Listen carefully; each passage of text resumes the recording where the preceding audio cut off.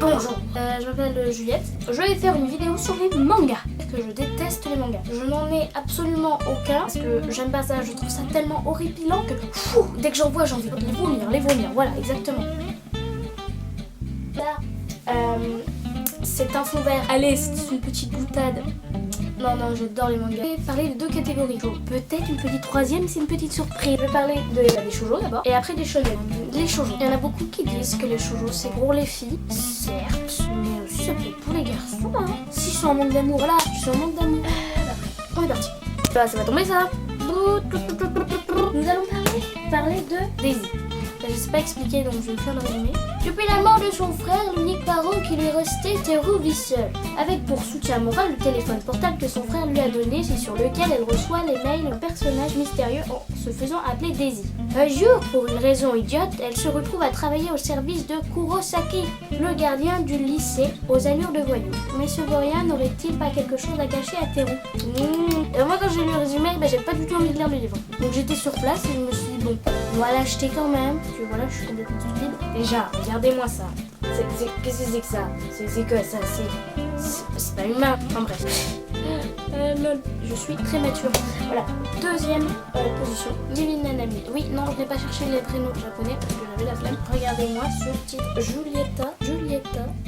Presque comme le mien.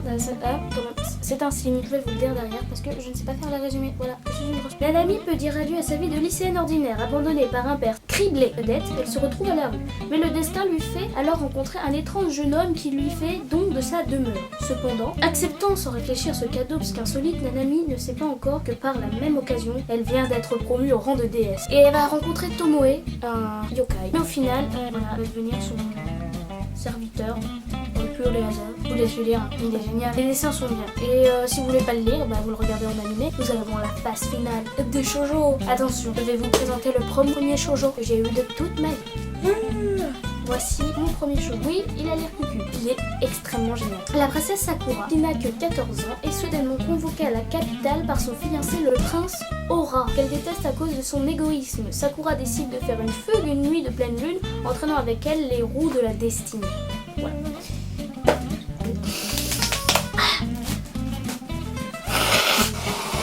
Les shonen préférés. Noragami. Je suis tombée amoureuse de ce monde. Yato, le dieu à votre service. Yato est un dieu à terre capable de terrasser des monstres venus de l'au-delà. Mais son orgueil et son égoïsme le rendent aussi impopulaire parmi les esprits que parmi les humains. En gros, il est pauvre et pas reconnu. C'est un dieu complètement bizarre. C'est cet éternel loser que Io croit sauver au péril de sa vie en l'empêchant de se faire renverser par un bus. Au seuil de la mort, cette dernière acquiert la capacité de se séparer de son âme et de son corps et de voir des créatures qui hantent notre monde. Lisez-le ou regardez-le, mais il est génial. Alors voilà, un petit souci de batterie. Red Eyes Online. Akame ga Kill. Les dessins sont juste géniaux. Oh là, je vous lis absolument pas le résumé parce qu'il n'y a pas le résumé. Je suis dans une mer de noix. Il y a un empereur qui est contrôlé par un autre mec pas gentil, un méchant pas. Et il y a un jeune homme qui part en campagne pour aller en ville pour devenir soldat. Il arrive à la ville et tout, et en fait il découvre que les riches capturent des pauvres pour les torturer. Et en gros il y a des assassins qui tuent les riches pour donner aux pauvres à intégrer dans cette équipe. Et en gros c'est génial. 3 c'est manga. C'était 4. Attention suspense qui n'est pas les moindres. 7 Deadly Sins. Et ouais, il y a le résumé. Princesse Elisabeth est prête à tout pour retrouver cette légendaire bande de mercenaires. Ce sont les seuls à pouvoir arracher le royaume de Britannia des mains des surpuissants chevaliers sacrés. Sa rencontre avec Meliodas, un garçon à la force exceptionnelle, va marquer le début d'une aventure riche en rebondissements, où magie et combat sont au rendez-vous. Découvrez cette époque chevaleresque et il y a un cochon qui parle aussi. Voilà, donc il y a un cochon qui parle. Franchement, il n'y a pas à hésiter. Il faut aller regarder ce manga. Ce manga est génial, voilà.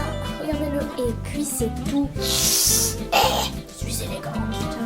Attendez, je vais le dire.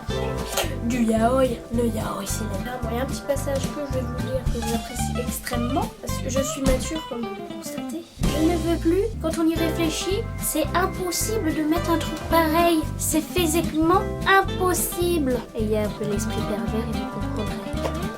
Non, c'est la fin de ma vidéo. Donc j'ai extrêmement apprécié ce petit moment avec vous.